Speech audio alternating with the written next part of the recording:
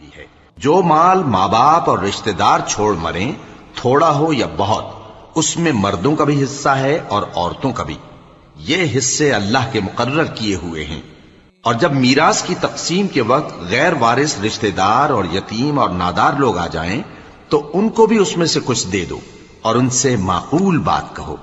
اور ایسے لوگوں کو ڈرنا چاہیے جو ایسی حالت میں ہوں کہ اپنے بعد ننھے ننھے بچے چھوڑ جائیں اور ان کو ان کی نسبت خوف ہو کہ ہمارے مرنے کے بعد ان بیچاروں کا کیا ہوگا۔ پس چاہیے کہ یہ لوگ اللہ سے ڈریں اور درست بات کہیں۔ جو لوگ یتیموں کا مال ناجائز طور پر کھاتے ہیں وہ اپنے پیٹ میں آگ بھرتے ہیں اور ضرور دوزخ میں ڈالے جائیں گے۔ اللہ تمہاری اولاد کے بارے میں تم کو ارشاد فرماتا ہے کہ ایک لڑکے کا حصہ 2 لڑکیوں کے حصے کے برابر ہے، اور اگر اولاد میت صرف لڑکیاں ہی ہوں یعنی 2 یا 2 سے زیادہ تو کل ترکے میں ان کا 2/3 ہے، اور اگر صرف ایک لڑکی ہو تو اس کا نصف ہے، اور میت کے ماں باپ کا یعنی دونوں میں سے ہر ایک کا ترکے میں 6واں حصہ ہے، بشرطے کہ میت کی اولاد ہو۔ اور اگر اولاد نہ ہو اور صرف ماں باپ ہی اس کے وارث ہوں تو 1/3 ماں کا حصہ ہے، اور اگر میت کے بھائی بھی ہوں تو ماں کا 6واں حصہ ہوگا۔ اور یہ تقسیم ترکہ میت کی وصیت کی تعمیل کے بعد جو اس نے کی ہو یا قرض کے ادا ہونے کے بعد جو اس کے ذمے ہو عمل میں آئے گی۔ تم کو معلوم نہیں کہ تمہارے باپ دادوں اور بیٹوں اور پوتوں میں سے فائدے کے لحاظ سے کون تم سے زیادہ قریب ہے۔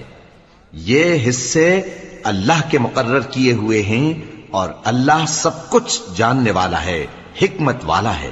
اور جو مال تمہاری بیویاں چھوڑ مریں اگر ان کی اولاد نہ ہو تو اس میں سے نصف تمہارا ہے، پھر اگر ان کی اولاد ہو تو ترکے میں تمہارا حصہ 1/4 ہے، لیکن یہ تقسیم وصیت کی تعمیل کے بعد جو انہوں نے کی ہو یا قرض کے ادا ہونے کے بعد جو ان کے ذمے ہو کی جائے گی۔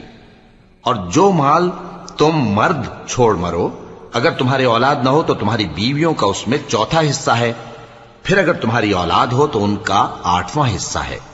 یہ حصے تمہاری وصیت کی تعمیل کے بعد جو تم نے کی ہو اور ادائے قرض کے بعد تقسیم کیے جائیں گے۔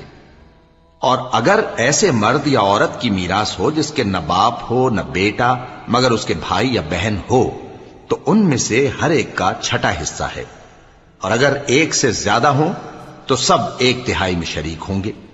یہ حصے بھی بعد ادائے وصیت و قرض بشرطے کہ ان سے میت نے کسی کا نقصان نہ کیا ہو تقسیم کیے جائیں گے۔ یہ اللہ کا فرمان ہے اور اللہ نہایت علم والا ہے، بردبار ہے۔ یہ تمام احکام اللہ کی حدیں ہیں، اور جو شخص اللہ اور اس کے پیغمبر کی فرما برداری کرے گا اللہ اس کو بہشتوں میں داخل کرے گا جن میں نہریں بہ رہی ہیں، وہ ان میں ہمیشہ رہیں گے، اور یہ بڑی کامیابی ہے۔